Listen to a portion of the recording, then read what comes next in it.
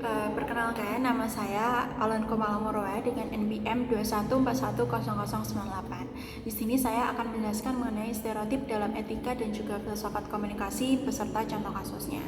Nah, stereotip sendiri didefinisikan sebagai generalisasi atau penyederhanaan berlebihan terhadap suatu kelompok atau individu berdasarkan kategori tertentu seperti ras, gender, agama, atau bahkan orientasi seksual. Nah, dalam komunikasi, stereotip seringkali digunakan untuk mempermudah penyampaian pesan, tetapi juga dapat menyebabkan yang namanya distorsi realitas.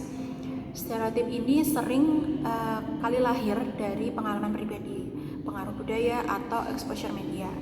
Stereotip tentu dapat mempengaruhi persepsi dan juga interaksi dalam berkomunikasi, sehingga dapat kadang menyebabkan kesalahpahaman atau bahkan diskriminasi terhadap kelompok tertentu.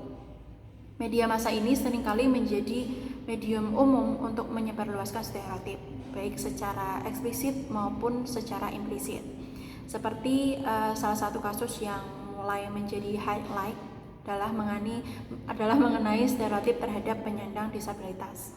Salah satu kasus yang mungkin teman-teman pasti tahu dan sedang viral pada saat ini adalah kasus seorang penyandang disabilitas bernama Agus yang melakukan tindak kekerasan seksual dan sudah memakan banyak sekali korban. Nah, hal ini tentu bertolak belakang dengan stereotip yang berada di masyarakat. Yang kita tahu bahwa masyarakat menganggap bahwa disabilitas digambarkan sebagai individu yang selalu lemah atau tidak berdaya. Tapi pada kenyataannya pada kasus ini mereka juga ternyata bisa loh memiliki kapasitas untuk melakukan berbagai tindakan, termasuk tindakan yang bahkan melanggar hukum. Hal ini juga menjadi reminder untuk kita untuk tidak membuat asumsi berdasarkan penampilan fisik atau kondisi disabilitas seseorang.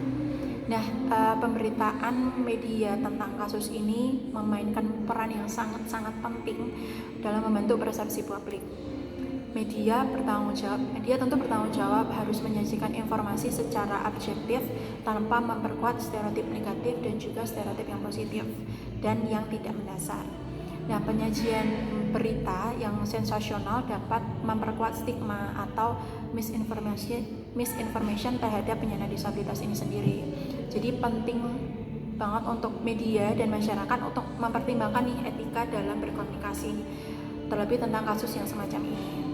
Seperti teman-teman bisa menerapkan menghindari bahasa yang bias dan memastikan bahwa informasi yang disampaikan tentu tidak merugikan kelompok tertentu sehingga